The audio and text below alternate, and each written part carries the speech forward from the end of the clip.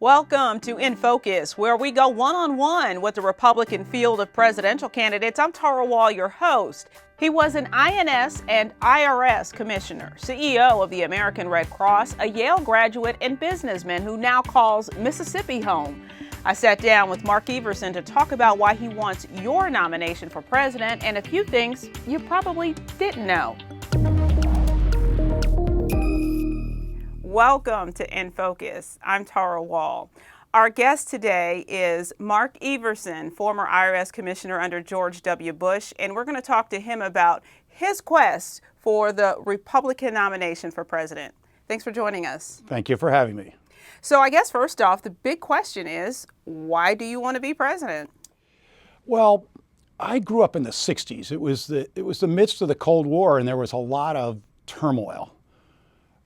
We've just gotten through these double shocks of 9/11 and the near meltdown of our financial system, but we have a long way to go if we're going to address the challenges that we face as a nation in terms of our security and moving forward financially. And I think that it's going to be a difficult path.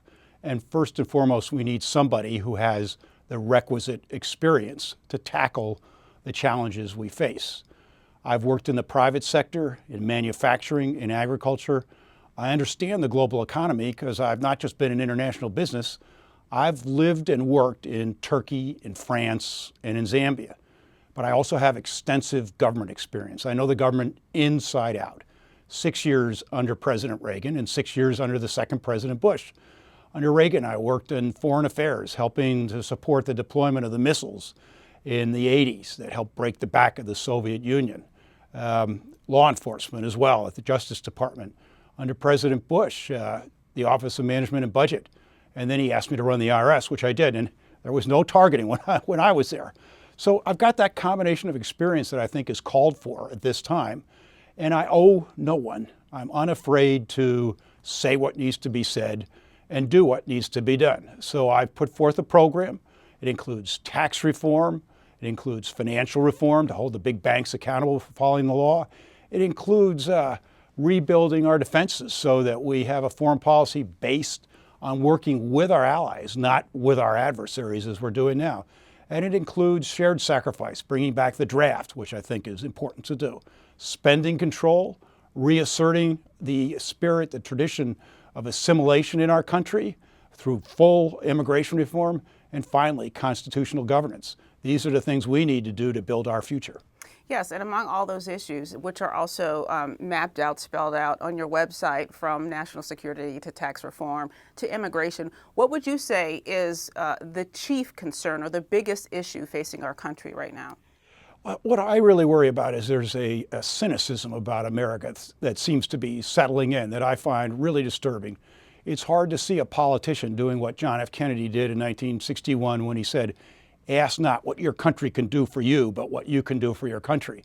I'm going to ask for that sacrifice, as in the draft, bringing back the draft so that we all sacrifice for our nation.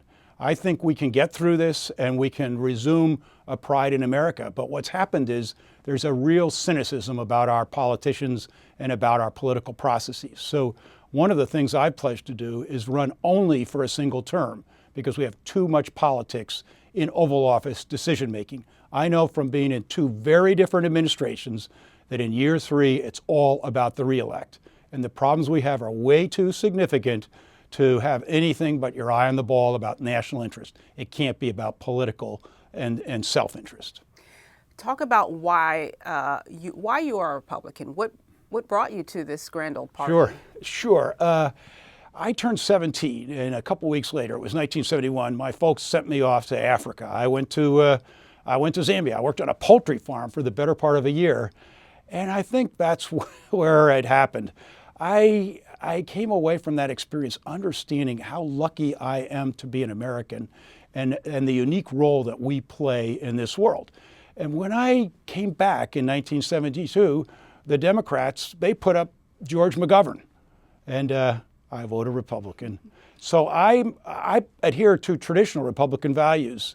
I believe in support for free enterprise, limited government, and a strong defense. So essentially, took you to go to another country to really appreciate what was going on here that really shaped and formed your political thinking in that regard. It's absolutely true. I think it's really, you get perspective. I feel I have perspective from a long career, successes and failures. I've made mistakes, lots of different experiences along the way. And yes, living overseas, it teaches you just the great things about America and perhaps some things we could do better. Who would you say is the person that influenced you the most in your life? Well, aside from my family, of course, but in a professional sense, I would really have to point to Ed Meese.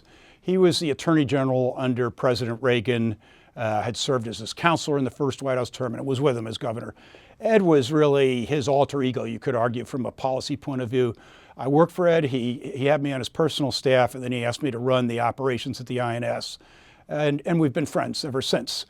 What I admire about Ed is he has very strong policy views, but all of his decisions are based in his understanding of the Constitution and the rule of law. So he never puts politics first. The other thing that I really admired about him is he was a target of a lot of people, a lot of negative energy because of how closely he agreed with President Reagan, but he never let that bother him. He stayed focused. He could take a beating, if you will, and he was always unfailingly cheerful and gracious to others. So I don't always do that as well as I should, but that's been a real model for me. Okay, putting politics aside for a second, tell us all something that we don't know about you. Sure. Well, I ran this factory on the south side of Chicago from '89 to '91. We made beverage cans, 12-ounce cans for Coke and other companies. And we ran 24 hours a day, over 3 million cans a day. We made 1 billion a year. And so I learned a lot about how hard Americans work, what it takes. If the plant was down because there was an equipment failure, Coke Chicago didn't care. They wanted those cans in the morning to run their filling lines. Well, the equipment was high speed and it was really noisy. I only spent a couple hours a day on the shop floor, and everybody had protective equipment for their ears, but I have a ringing in my ears. It's with me right now. It's slight, but it's always there. I'm Tara Wall. Thank you for watching In Focus. You can check out the series at GOP.com.